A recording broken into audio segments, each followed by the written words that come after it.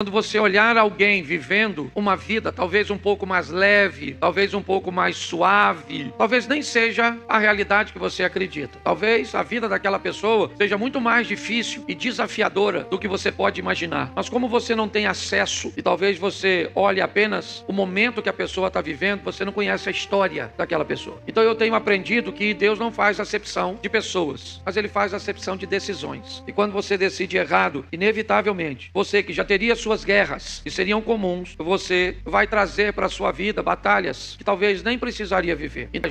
As guerras de cada um, as guerras particulares de cada um de nós, as guerras cujas quais nós sequer, às vezes, elas são tão intensas, elas são tão fortes, certo? Elas são em áreas tão particulares e nós às vezes vivemos e sequer temos coragem de pedir ajuda para alguém enfrentar conosco. Guerras que você consegue pedir ajuda, pedidos cujos quais você pode relatar para outras pessoas pedindo ajuda em oração, não costumam ser as grandes guerras de fato da vida. As guerras mais perigosas são aquelas cujas quais você sequer pode repartir, sequer pode pedir oração, ou se pedir oração, não pode dizer o propósito pelo qual a pessoa está orando, o que você tem vergonha, tem receio de que a sua história ou essa sua batalha chegue até outra pessoa. Vieram um anônimo, um Zé Ninguém, um borra-botas, ninguém sabia quem ele era. Ele é o filho mais novo de uma família que não é muito relevante em Belém. Porém, por causa de um ato heróico, por vencer num duelo o maior oponente dos inimigos, o gigante Golias, nativo da cidade de Gade, Davi ganha o respeito de todo Israel. Agora todas as pessoas sabem quem é o filho de Jessé, o menino que apacenta umas poucas ovelhas, que anda com um pedaço de pau e uma pequena tiradeira, que carrega consigo um instrumento musical. Este menino sai do anonimato e ganha prestígio. Os soldados agora sabem quem ele é, pois ele salvou a vida de muitos. As mulheres agora gritam seu nome, dizendo que Saul matou milhares, mas Davi matou 10 milhares. Porém, com este ato heróico, bravio, Davi vai enfrentar um sério problema: a perseguição do rei de Israel. Saul vai se tornar implacável e quer matá-lo. A inveja de Saul se acende, porque se você pensa que as coisas vão tornar-se mais fácil quando você começa a vencer, se você pensa que as coisas vão se tornar mais suaves, você está muito enganado. Muitas vezes, quando as coisas começam a acontecer a seu favor, as perseguições, as invejas, as intrigas, elas sobrevêm sobre você. Isso causa confusão na maioria de nós, porque se estamos obedecendo, se estamos oferecendo o melhor de nós, por que é que as pessoas vão nos perseguir? Por que é que vamos ter problemas? Foi mais fácil,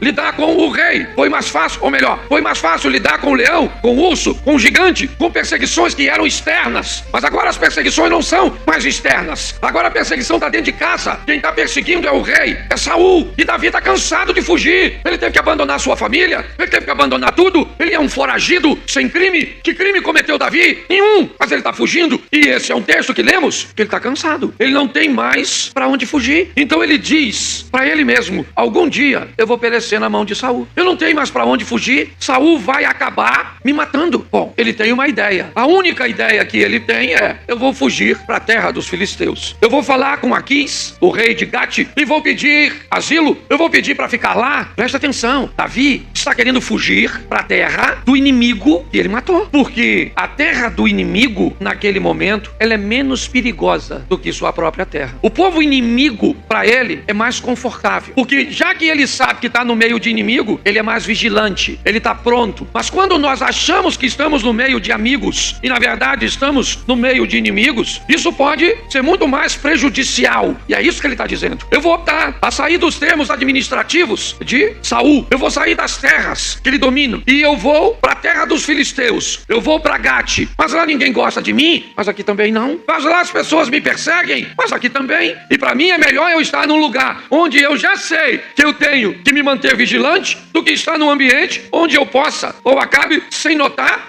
abrindo a guarda. Então é isso, o capítulo de número 27, ele vai falar desse episódio, o momento em que Davi foge de Saul, e vai pedir abrigo em Gate, no meio do povo povo filisteu com Aquis. Aquis o recebe estranhamente. Davi está com 600 homens e nem todos eles são gente boa. Eu já vou te mostrar isso mais à frente. Mas ele está com 600 homens, então de certa forma ele é uma ameaça. Mas Aquis o recebe e diz a ele: fica comigo em Gate. Mas Davi disse: eu não quero ficar em Gate. Eu não vou ficar aqui. Porque eu sei que os caras aqui não gostam de mim. Eu sei que as coisas aqui não serão fáceis. Não, eu não quero ficar nesse ambiente. Não, me arruma uma terra, Aquis. Me arruma um lugar aqui, onde Saul não vai vir me pegar e onde eu não quero ninguém me olhando com carinha virada, com um bico, com as pessoas, porque ele sabe, a família de Golias mora em Gate. Então, inevitavelmente, ele teria problemas para ficar lá. Eu quero te mostrar que a vida desse cara não é esse mar de rosa que às vezes você vê as pessoas pregando. Eu quero que você entenda que não foi fácil para ele. Não, é um cara obediente, pelo menos até o presente momento. Lá na frente ele vai deslizar, não é perfeito, mas a situação não é fácil para ele. Ela não é cômoda para ele. Ele diz: me arruma um local. E aí Aquis disse: eu vou te dar Ziglag. Vai para lá e se estabeleça em Ziglag. E assim faz Davi. Vai poder dormir tranquilo, vai poder ficar um pouco em paz, porque isso não vai resolver o problema dele, mas pelo menos é um pouco de refrigério. Deixa eu te falar uma coisa: eu não sei há quanto tempo você está lutando, eu não sei há quanto tempo você está batalhando, mas aprenda uma coisa: em alguns momentos você tem que criar para você um ambiente de refrigério, que senão você não vai suportar. Você precisa continuar vivo quando o milagre de Deus acontecer, porque senão você sofre tanto que quando o milagre chegar, você não tem nem mais prazer de vivê-lo. Davi está vivenciando isso. Ele está na terra dos filisteus? Sim. Pode dormir tranquilo? Pode. Tem gente olhando para ele diferente? Não. Ele está vivendo pelo menos um momento de paz. Mas aí, os filisteus resolvem fazer guerra contra Saul. Agora Aquis vai sair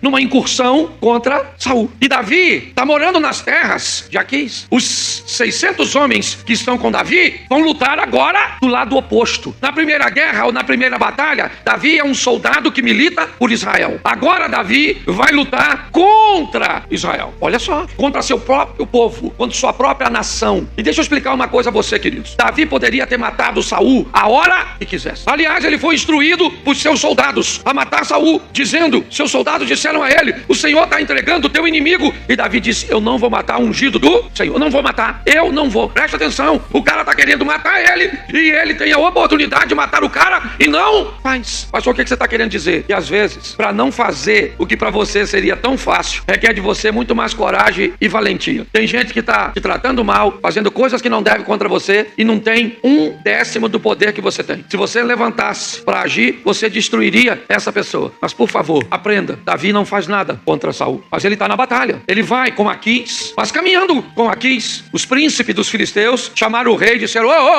ô majestade, que história é essa? Nós vamos levar esse indivíduo aí conosco, esse Davi? Ele vai trabalhar pro nosso lado? Isso aí não tem caráter não, meu irmão. Quando nós chegarmos lá na batalha, sabe o que vai acontecer? Você lembra? Ele é daquele povo de lá. Ele se levanta e vira um inimigo contra nós. Não vamos levá-lo. Não vamos. Ele não vai conosco. Aqui chama Davi e diz Davi, capítulo 29. Davi, você é um cara legal. Eu confio em você. Até hoje você foi honesto comigo, mas os meus príncipes não querem a sua companhia. Presta atenção. As coisas também não estão resolvidas, não. Os filisteus fazem questão de dizer que não querem ele por perto. Bom, ele não pode ficar no seu povo. Por mais tranquilidade que ele tenha no ambiente dos filisteus, ele também não pode ficar, porque os filisteus não têm prazer na sua presença. Mas a guerra está estabelecida. O capítulo 29, Davi é dispensado. Aqui diz: volta para Ziglag, cara. Pode ir. E nós vamos contra Saul. Nós vamos pelejar contra ele. Meus príncipes não querem a sua presença. E aí o capítulo 30 entra em cena. E agora, quando Davi volta para Ziglag, o problema está estabelecido. Os amalequitas entraram em Ziglag, queimaram a cidade toda e levaram cativa todas as crianças. Escute bem isso aqui, o soldado de Cristo. Olha só. Saul está vivendo a guerra dele lá contra os filisteus. Davi não vai para a guerra contra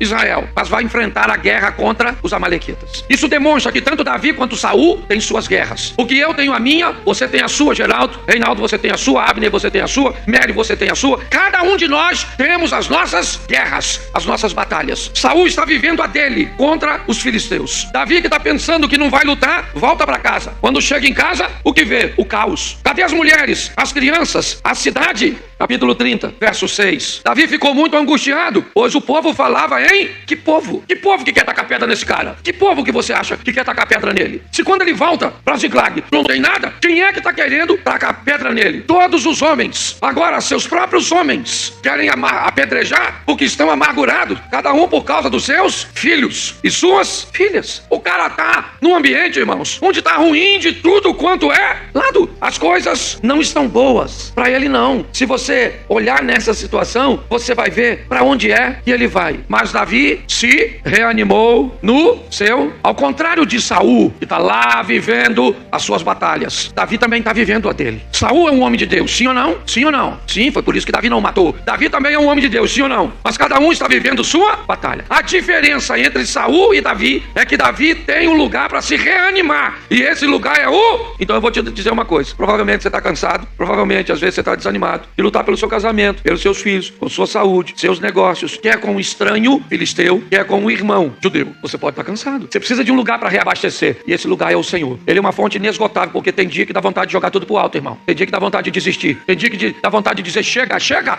eu estou cansado. Senhor, se o Senhor me der, eu não quero mais. Nesse dia, vai para os pés do Senhor, que o Senhor vai estar lá. E se reanima nele. Aguarda, porque aquele que há de vir virá e não tardará. Olha só. Ele se fortalece no Senhor. Mas olha que coisa interessante. Verso 22, capítulo 30, verso 22. Que tipo de homem Davi está andando? Na igreja do Davi tinha os perversos e os... Ele trabalha com perverso e maligno? Sim ou não? Ele trabalha com gente boa, crente, decente? Sim ou não? Sim, mas também tem perverso. Onde, pastor? Na igreja. Tem perverso, tem maligno. E Davi trabalhava com essa turma? Sim ou não? Isso aí. Joio junto com... E quem é que resolve isso? Pastor ou o Senhor? Pois é. E a obrigação sua saber que na congregação tem perversos e malignos. Então proteja-se contra os perversos e malignos. Cuidado com quem você conta as coisas. Tempo atrás uma irmã falou, vou sair dessa igreja porque aqui só tem fofoqueiro. Eu falei, não só tem não. Também tem. Tem muita gente túmulo, mas tem gente que é outdoor. Você falou, vai contar pra todo mundo, sim ou não? Sim. A irmã contou que o marido dela não estava muito legal. Uma irmã, a irmã não guardava dinheiro, imagina o segredo. A irmã contou pra todo mundo. Aí ela queria sair porque na igreja tinha fofoqueiro. Aí eu falei com ela, tem fofoqueiro mesmo. É porque fulano é uma fofoqueira, língua de trapo. Falei, fofoqueira, língua de trapo dos infernos. Ela é mesmo. Eu falei, mas eu queria saber quem foi a fofoqueira dos infernos que contou pra outra fofoqueira dos infernos. E ela falou, aí fui eu, não sou fofoqueira dos infernos não.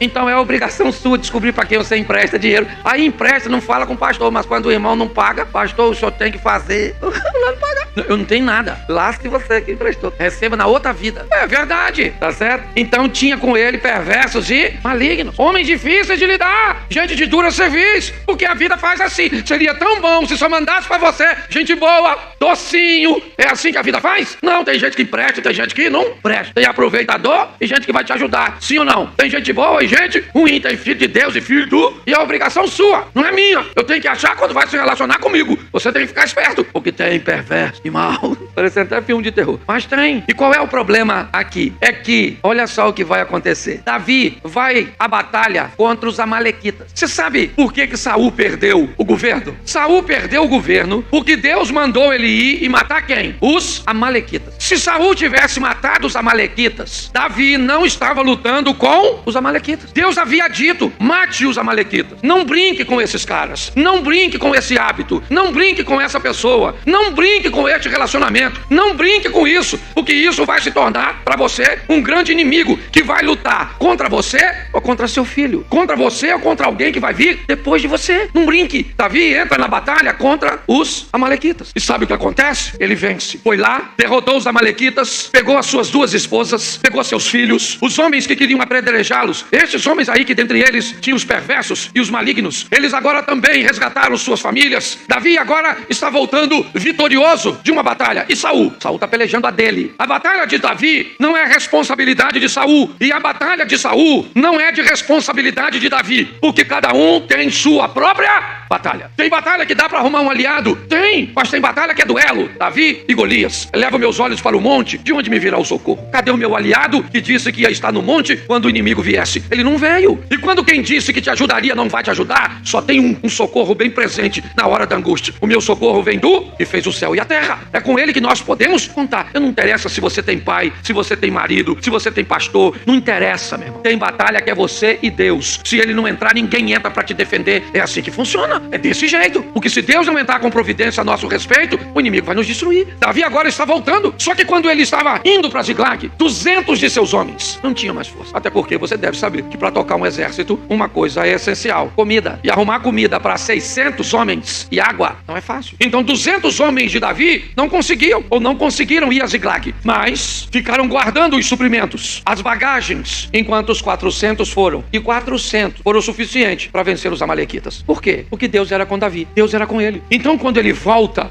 deixa eu ler. Então todos os perversos e malignos dentre os homens que tinham ido com Davi disseram: uma vez que não foram conosco, não lhes daremos nada do despojo que salvamos. Que cada um leve a sua mulher e os seus filhos e se vá embora. Olhe bem, os 400 homens voltaram e disseram: eles não foram conosco, eles ficaram aí guardando a bagagem, então eles não vão levar nada. Eles que levem apenas sua esposa e os seus e se dê por satis. Aí entra o homem de Deus. Você sabe por que esses 400 homens estão dizendo isso? Porque na cabeça deles, quem foi que ganhou? Eles. E quando você pensa que é você que vence, ninguém tem direito na sua vitória. Quando você pensa que o dinheiro que você tem é seu e é só para você, é porque você tem certeza que Deus não fez nada para você prosperar. Eles não fizeram nada, nós é que vencemos, então não vamos dar nada para eles. Verso 23, porém Davi disse: meus irmãos, não façam isso com o que o Senhor nos deu. Aí, meu irmão, segura essa aí, e pode não ser legal. Tudo que você tem, só tem porque o Senhor te deu. E boa parte do que você não tem, se você tivesse feito a coisa certa, teria. Boa parte do que você não tem porque não foi buscar, porque o que é seu fica lá, e ninguém pega o que é seu. Não tem essa história não. Davi, certo? Está dizendo: o Senhor nos deu, Ele nos guardou e entregou em nossas mãos o bando que vinha contra nós. É isso aí. Eles ficaram guardando a bagagem. Agora, olha o verso 26. Quando Davi chegou a Ziklag, enviou parte do despojo aos anciãos de Judá, seus amigos, dizendo: este é um presente para vocês, tirado do despojo dos inimigos E quem não foi, ficou orando. E nem toda batalha é feita no campo não, meu irmão. Tem batalha que é no joelho, tem batalha que é na madrugada, é na presença do Senhor. É assim que funciona. Davi sabia disso. Os anciãos não puderam ir à guerra, mas ele envia presentes e diz para os caras: está aqui uma parte do despojo dos nossos. E capítulo 31, verso 4. Então Saul disse ao seu escudeiro: arranque a sua espada e atravesse com ela, para que não venham esses incircuncisos. Você lembra de alguém usando essa palavra? Quem é este incircunciso filisteu para afrontar o exército do Deus? Preste atenção. Saul também está lutando sua batalha. Saul também está lutando sua guerra. Enquanto Davi luta dele, Saul luta dele. O Deus de Davi é o mesmo Deus de Saul. Saul perde a guerra, Davi ganha a guerra, porque Deus ama mais a Davi do que a Saul. Então quem perdeu? Davi disse que quem ganhou a guerra dele foi quem? E quem perdeu a guerra de Saul? Quem foi que perdeu a guerra de Saul? O Saul. Quem perdeu a guerra do Saul foi o Saul. Porque o nosso Deus, ele não perde. O nosso Deus é o Todo-Poderoso. Mas cada um trava sua própria guerra. Davi sai vencedor, Saul sai perdedor. E o que é isso? É a igreja. A igreja tem muitos Saul. Pessoas que desobedecem, negligenciam, brincam com coisas perigosas, resolvem fazer o que lhe dá na cabeça. São crentes. Sai de casa para obedecer. Quando Samuel chega até Davi, até Saul, certo? E diz para ele: Deus mandou você ir aos amalequitas e matar a todos. Saul sai de casa para obedecer, gente. Mas no caminho, entre a casa e o local da batalha, alguma coisa aconteceu na cabeça dele. Eu não sei. Eu não sei quanto tempo levou para isso acontecer. Para brincar com alguma coisa perigosa, transformar-se essa coisa perigosa numa grande arma contra ele mesmo. A minha proposta hoje, com essa palavra, é mostrar que cada um de nós temos as nossas guerras, as nossas batalhas. Enquanto tem gente perdendo, tem gente ganhando. Mas todos estão lutando. Está todo mundo lutando, meu irmão. Para aí para falar com o Robson e vai ver as lutas do Robson. Conversa com o Cláudio, com o Eliezer. Isso. Vai lá, fala com o Bruno. Vambora. Fala com o Caio aí. Pergunta o Renato. Vambora. Quer abordar alguém para ver quem é que está aí no frescor? Não tem ninguém não, meu irmão. Somos todos nós lutando. Essa é a grande verdade. Mas o que nós precisamos ter é um lugar de refrigério. Reabastecer, reanimar no Senhor. Aprender a trabalhar com aquilo que tem. Vai ter gente boa na sua equipe e vai ter gente ruim. Esses homens maus e perversos foram ruins na hora de repartir o despojo, mas na hora de enfrentar os inimigos, você acha que ele foi bom ou foi ruim? Bom ou ruim? É isso aí. Na hora de encarar os inimigos, porque nas batalhas o que nós precisamos é unificar as virtudes, superar as nossas diferenças, os nossos problemas. Entendemos que todos nós estamos trabalhando no mesmo propósito. Quando chegou aqui, agora são homens maus e perversos. Mas lá, na hora que o pau estava quebrando, os maus e perversos estavam matando a turma toda. Louvado seja o Senhor. Em nome do Senhor. É isso aí, irmão. Glória a Deus. Você tá entendendo? Então vai lutar a sua guerrinha, meu filho. Ela é sua, não é? Você quer que eu vá lutar a sua? É isso? Eu não tô te pedindo pra você lutar a minha. E eu tenho a minha, certo? Eu tenho as minhas batalhas. E é assim que funciona. Então aprenda a ter gente do seu lado. Nem sempre vai ser o que você gostaria, mas aprenda a trabalhar, certo? O lado bom e útil de cada pessoa. Se reabasteça no isso. E aprenda. E quem te dá vitória é Deus. É Ele que te faz um vencer. Então eu quero que você fique de pé agora.